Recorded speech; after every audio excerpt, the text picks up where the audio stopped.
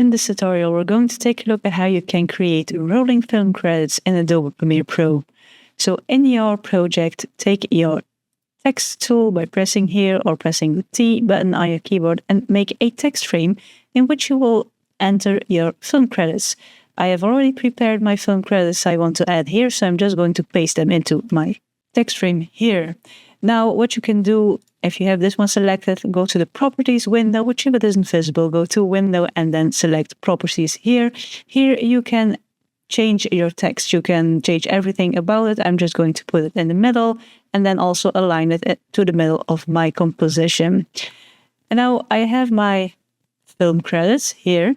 The thing you can do, you don't see it now. I'm just going to collapse all these menus. And as you can see here, click away from your text so you don't have it selected anymore. Just click here. As you can see now, we get an option with roll.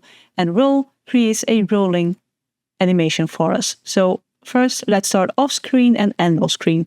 And then we have pre-roll, post-roll, ease in, and ease out. I'm just going to show you what it does at the moment.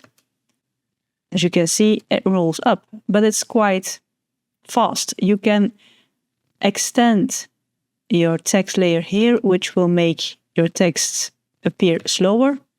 But what you can also do is go to the ease in here, and then let's say just a couple of seconds. And what this will do is your text will start slow and then gradually increase speed. You can do the same with ease out. Then I will do the opposite at the end of your rolling film credits. As you can see here.